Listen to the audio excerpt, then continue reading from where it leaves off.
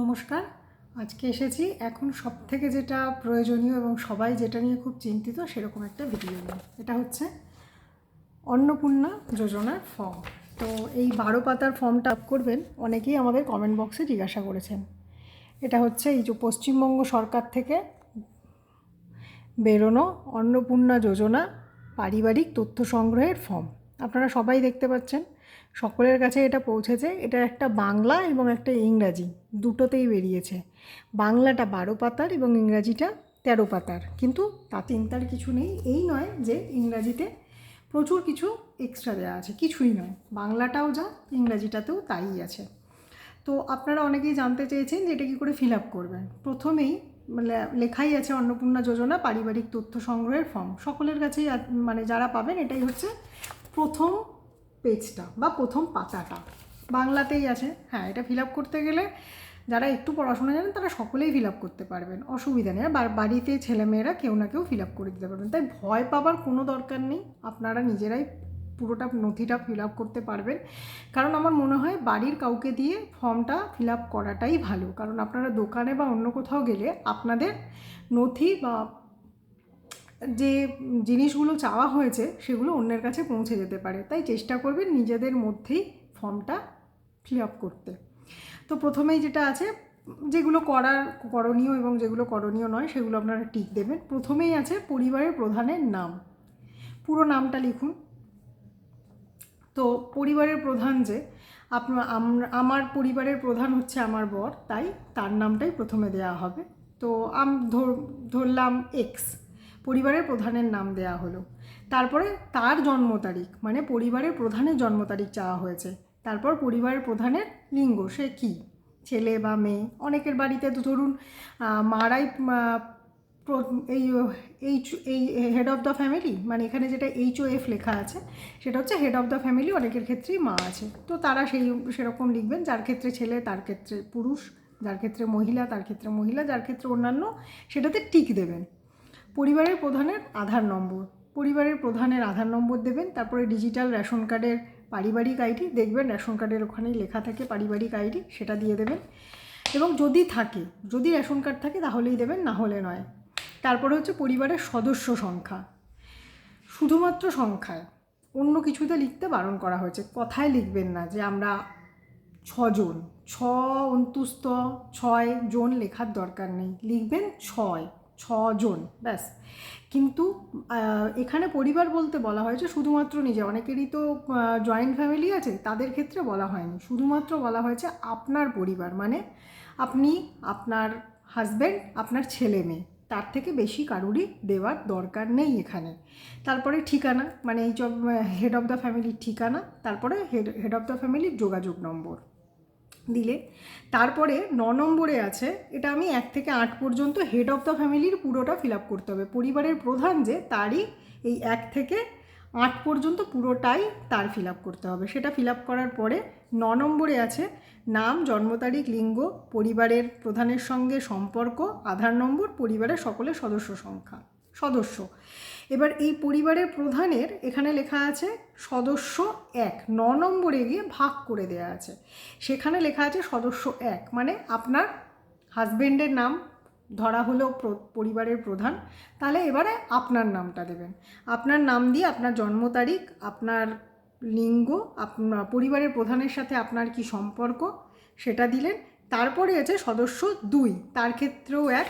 তারপরে আছে সদস্য 3, 4, 5 জনের দিতে পারবেন, মানে হচ্ছে বর, বউ এবং তাদের সন্তান সন্ততি। এই নয় যে বাড়ির সকলের, ঠিক আছে, একই সাথে থাকলেও দিতে হবে না। তাই সেগুলো দিয়ে এরপরে পাতাটা উল্টে নিলাম। দিয়ে এবারে 10 নম্বরে হচ্ছে পরিবারের প্রধান এবং পরিবারের সকল সদস্যদের, মানে যারা প্রাপ্তবয়স্ক তাদের ব্যাঙ্ক অ্যাকাউন্ট নম্বর, মানে পরিবারের প্রধানের, তার সঙ্গে আপনার তো ব্যাঙ্ক অ্যাকাউন্ট নম্বর থাকতেই হবে, যেহেতু আপনি অন্নপূর্ণা যোজনা নেবেন, তাহলে আপনার ব্যাঙ্ক অ্যাকাউন্টের ডিটেলস দেবেন। আর আপনার ছেলে মেয়ে যদি 18 বছরের ঊর্ধ্বে হয়ে যায়, তাদের যদি ব্যাঙ্ক অ্যাকাউন্ট থাকে, তাহলে ব্যাঙ্ক অ্যাকাউন্টের ডিটেলসটা দিতে হবে। ব্যাঙ্ক অ্যাকাউন্টে কী কী বলা হয়েছে, অ্যাকাউন্ট নম্বর আর IFSC নম্বর। ব্যাঙ্কের অ্যাকাউন্ট নম্বর, ব্যাঙ্কের নামটা আমরা দিয়ে দেবো কোন ব্যাঙ্কে, তারপরে আপনার অ্যাকাউন্ট নম্বর, তারপরে দিতে হবে হচ্ছে আইএফএসসি, সেটাও দেখবেন ব্যাংকের বইয়ের মধ্যে ওপরে লেখা থাকে আইএফএসসি কোড, সেটা দিয়ে দিলেই হয়ে যাবে। তাই 10 নম্বর কলম হচ্ছে যাদের যাদের ব্যাংক অ্যাকাউন্ট আছে তাদেরকে দিতে হবে।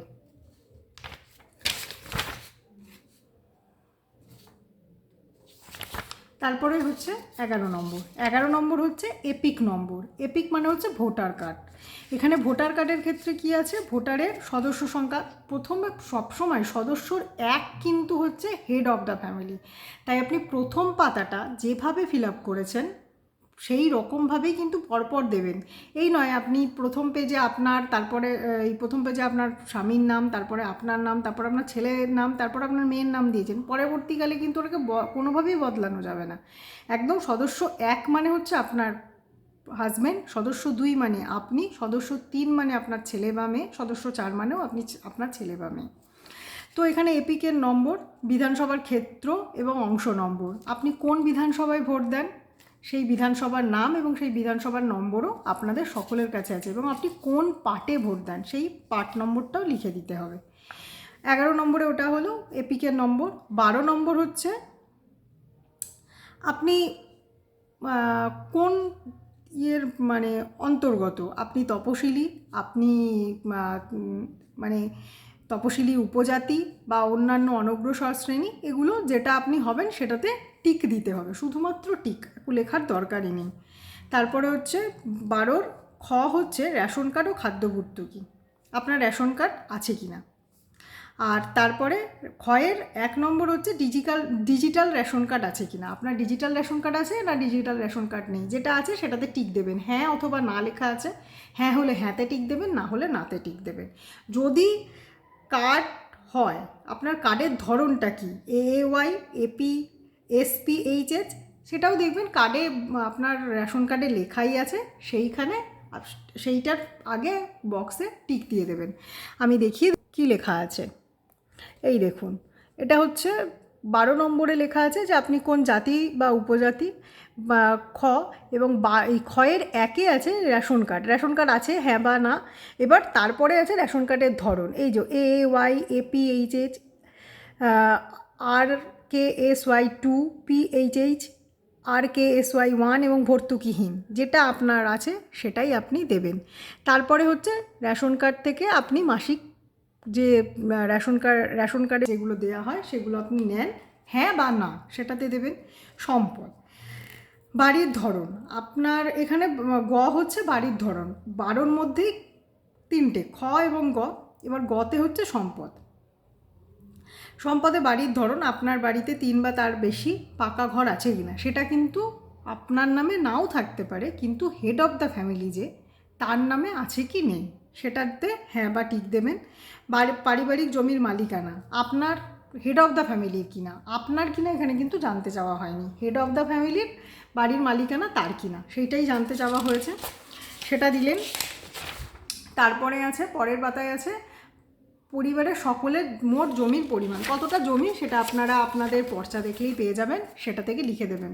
আর যাদের নেই তাদের তো এটা ফিল আপই করতে হবে না, যারা ভাড়া বাড়িতে থাকেন বা যাদের বাড়ি নেই তাদেরকে এটা ফিল আপই করতে হবে না। যানবাহন, আপনার পরিবারে কারুর যানবাহন আছে কি না, 2 চাকা বা 3 চাকা বা 4 চাকা, সেটা লিখতে হবে, হ্যাঁ হলে হ্যাঁ, না হলে না। যদি হয় তাহলে গাড়ির সংখ্যা উল্লেখ করবেন যে আপনার 1টা বা 2টো গাড়ি আছে, আর গাড়ির রেজিস্ট্রেশন নম্বর, সবটাই কিন্তু হেড অফ দ্য ফ্যামিলি নামে, বাকি কারুরটা কিন্তু দেওয়ার দরকার নেই।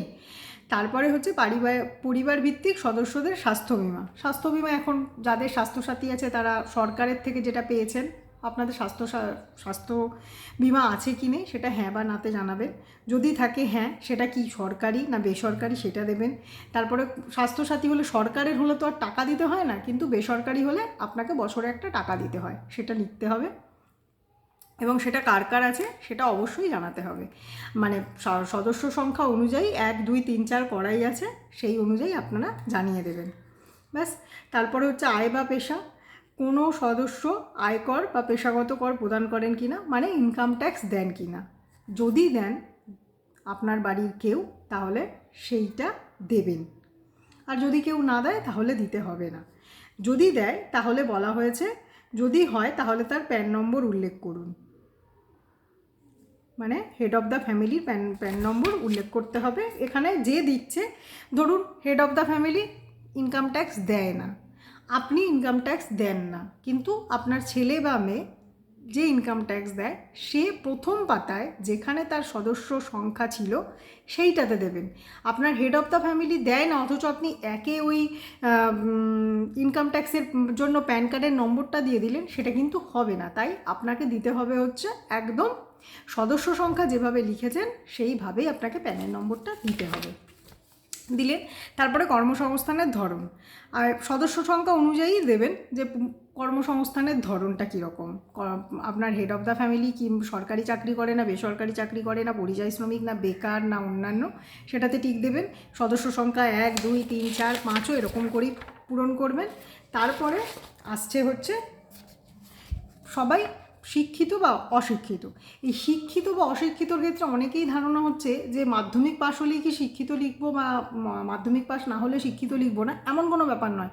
যে লিখতে পারে, যে পড়তে পারে সেই শিক্ষিত। আমরা এতদিন যা জেনে এসেছি সেটাই এখানে জানতে চাওয়া হয়েছে, যে আপনি লিখতে বা পড়তে পারেন কি না। তাই আপনি শিক্ষিত বা অশিক্ষিত এটাই টিক দেবেন। তারপরে হচ্ছে আপনার শিক্ষাগত যোগ্যতা। আপনি যদি লিখতে পড়তে পারেন এবং আপনি হয়তো ক্লাস 5 পর্যন্ত পড়েছেন বা 6 পর্যন্ত পড়েছেন, সেখানে সেটুকুই শিক্ষাগত যোগ্যতা দেবেন। যারা যতদূর পড়াশোনা করেছেন সেই অনুযায়ী শিক্ষাগত যোগ্যতা দেবেন। এখানে মাধ্যমিক পাস দিতে হবে এমন কোনো কথা বলা হয়নি। 5 নম্বর হচ্ছে কোনো সাংবিধানিক পদ, মানে সরকারের মানে সাংবিধানিক পদে, মানে মন্ত্রী বা পৌর সংস্থা বা পঞ্চায়েতের প্রাক্তন, এরকম কোনো জায়গায় কাজ করেছেন কিনা বা করছেন কিনা সেটা রয়েছে। তো আমার মনে হয় না আমাদের মতো সাধারণ মানুষদের এই জায়গাটা কোনোভাবেই ফিল আপ করার দরকার আছে, তাই আমাদের এটা দরকার নেই। কোনো সদস্য সরকারি পেনশনভোগী কিনা সেটাও আপনারা পড়লেই একদম বুঝতে পারবেন। কোনো সদস্য জিএসটির অধীনে নথিবদ্ধ আছেন কিনা, মানে যারা বিজনেস করেন তাদের তো একটা জিএসটি নম্বর হয়, সেখানে আছে কিনা। পরিবারের বার্ষিক আয়, কারুরই মাসিক আয় জানতে চাওয়া হয়নি, বার্ষিক আয়। আপনি যদি মাসে 3,000 টাকা করে রোজগার করেন তাহলে আপনার বার্ষিক আয় দাঁড়াচ্ছে 36,000 টাকা। তো 3 বারো 36, সেই 36,000 টাকাটাই লিখবেন। আপনাকে কিন্তু 3,000 টাকা লিখতে বলা হয়নি। এরপর হচ্ছে সিএ, মানে যাদের ক্ষেত্রে ধরুন এই ভোটার কার্ড নিয়ে সমস্যা হয়েছে তাদের ক্ষেত্রে এখানে আর তেমনভাবেই কিন্তু কিছু নেই যেটা আপনাদেরকে ফিল আপ করতে হবে। যদি এসআইআর আন্ডারে, মানে এসআইআরের নমুনা এগুলো আছে, সে তাদের জন্য এটা ফিল আপ করতে হবে। আমাদের মতো যাদের সব কিছু আছে তাদেরকে এটা ফিল আপ করতে হবে না। এর পরে আছে একটা জায়গায় শিশুদের টিকাকরণের বর্তমান অবস্থা। আপনার শিশু, আপনার বাড়িতে যে বাচ্চাগুলোর নাম দেওয়া হয়েছে তাদের টিকাকরণ হয়েছে কি না, সম্পূর্ণ হয়েছে কি না, এগুলো তো আমাদের অনেকেরই টিকা এখন তো যেহেতু সরকার থেকে অনেক ব্যবস্থা করা হয় এবং যারা বেসরকারিতে দেখান তারা সকলেই টিকা নেন, তাই টিকাকরণটা সকলেই হ্যাঁ বা নাতে জানাতে হবে, তার জন্য কোনো নথি জমা করতে হবে না। আপনি কি কোনো সরকারি প্রকল্পের সুবিধা নেন? যারা সরকারি প্রকল্পের অধীনে আছেন তারা হ্যাঁ বা না লিখবেন। যারা নেই, সব জায়গাতেই হ্যাঁ বা না লেখাটাই হচ্ছে কাজ, টিক দেওয়া কাজ। তাহলে আর যদি কেউ প্রকল্পের আন্ডারে থাকেন, যদি কেউ হ্যাঁ লেখেন, তার প্রকল্পের নাম লিখবেন, কি কি সুবিধা পান সেটা লিখবেন।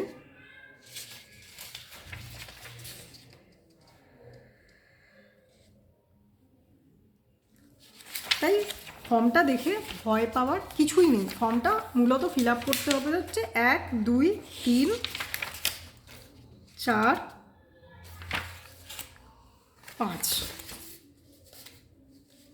আপনাকে ফর্মটা মূলত 5 পাতায় ফিল আপ করতে হবে। আমাদের মতো সাধারণ মানুষদের ফর্মটা 5 পাতা ফিল আপ করতে হবে। আমাদেরকে কখনোই এই 12 পাতার ফর্মটা পুরোটা ফিল আপ করার প্রয়োজন নেই, মানে হ্যাঁ বাট নাতে টিক দিতে হতে পারে, তার জন্য ভয় পাওয়ার কোনো দরকার নেই। এরপরেও যদি আপনাদের এই ফর্ম নিয়ে কোনো জিজ্ঞাসা থাকে, কোনো কিছু জানতে চান, আমাদের কমেন্ট বক্সে অবশ্যই জানান।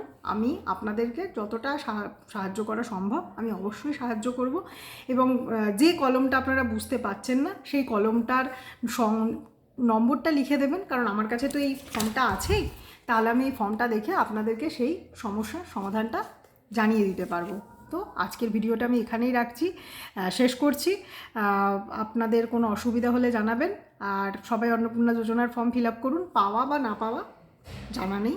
আশা তো সবাই আমরা করি, তাই সেই আশাতেই ফর্মটা ফিল আপ করুন।